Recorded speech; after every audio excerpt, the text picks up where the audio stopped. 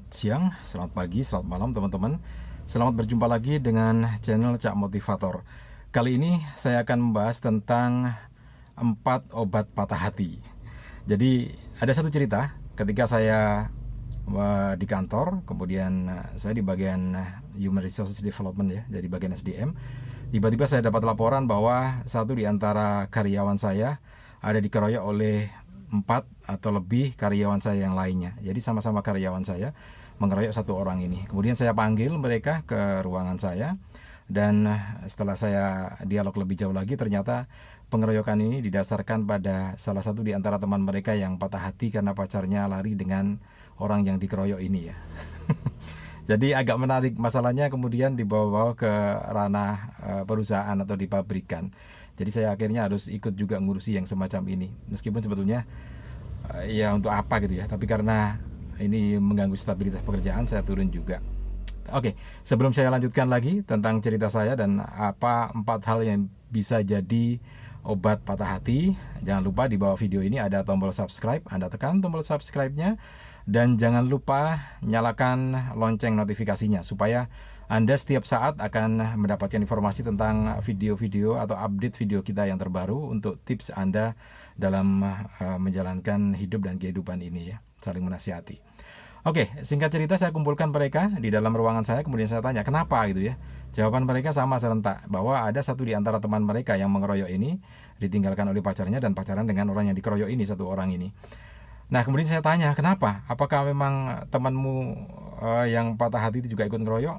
Mereka bilang enggak, temannya itu enggak apa-apa. Cuman katanya sejak pacarnya pergi bersama temannya ini, akhirnya jadi orang yang murung, tidak suka berbicara, sulit senyum gitu ya. Dan akhirnya membuat teman-temannya ini jengkel dan dendam sama orang yang pacar barunya ini ya. Akhirnya dikeroyok itu. Nah, kemudian saya nasihatkan, kenapa mesti seperti itu?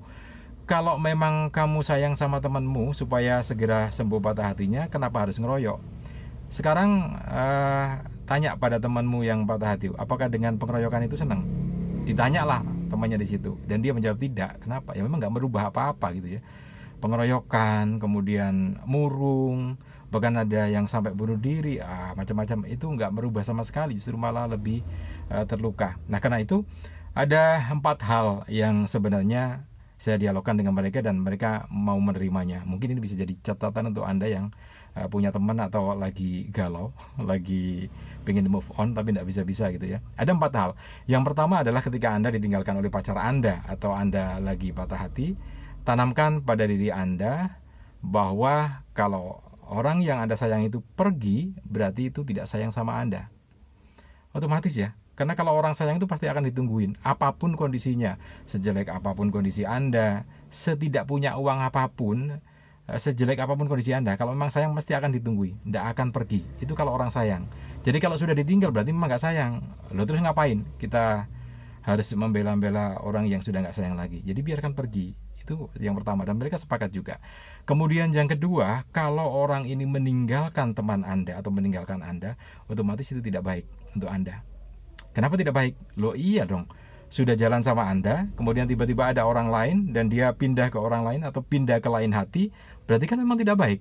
Jangan-jangan dia nanti satu saat kalau jalan sama orang yang baru lagi, nanti nggak cocok, pindah hati lagi gitu kan, pindah ke lain hati lagi, seperti itu. Jadi tentu saja ini hal yang tidak baik untuk Anda. Jadi Anda harus menerima itu, dan dia bisa menerima itu.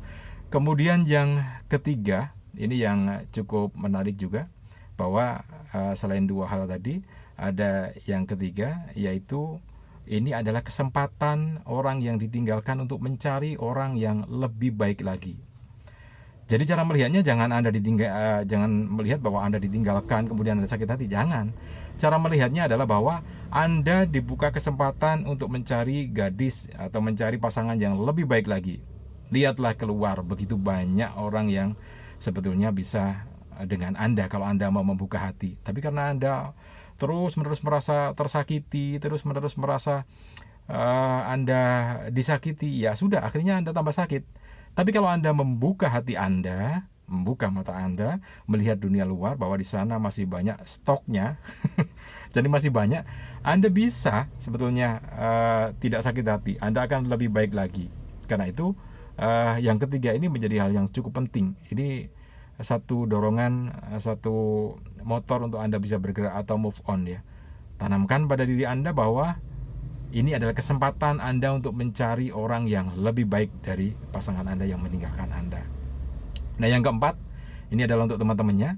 Jadi kalau Anda punya teman yang sedang seperti itu, kondisinya patah hati atau ditinggalkan, kesempatan Anda adalah mengajak orang yang Anda cintai atau teman Anda ini, jangan bermurung ya, diajak kegiatan-kegiatan yang terus-menerus membuat keceriaan pada teman Anda. Apakah diajak berdialog, diajak bergurau, pokoknya diajak sibuk terus otaknya, jangan sampai mikir orang yang sudah pergi. Orang sudah pergi ngapain dipikirkan gitu ya.